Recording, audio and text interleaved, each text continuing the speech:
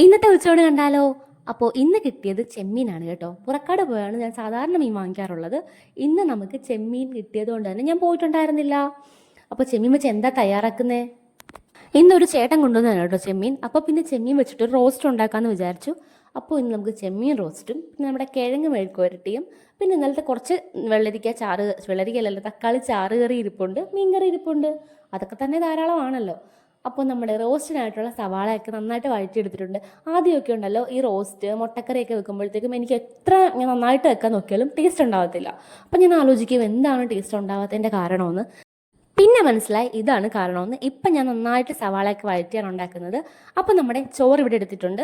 നമ്മുടെ ചാറുകറിയും മീൻകറിയും ഒക്കെ ഒഴിച്ചു. പിന്നെ നമ്മുടെ റോസ്റ്റ് ചെറുതായിട്ടൊന്ന് അടി പിടിച്ചിട്ടുണ്ടായിരുന്നു, പക്ഷേ ടേസ്റ്റ് വ്യത്യാസങ്ങളൊന്നും ഉണ്ടായിരുന്നില്ല, നല്ല ടേസ്റ്റായിരുന്നു. അപ്പം നമ്മുടെ റോസ്റ്റ് വെച്ചു, കിഴങ്ങ് മെഴുക്കുവരട്ടി വെച്ചു.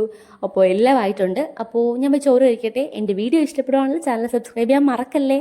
ടാറ്റാ. നാളെ അടുത്തൊരു വീഡിയോയിൽ നമുക്ക് എന്തായാലും കാണാം. അപ്പം ഞാൻ പോയിട്ട് വരാവേ.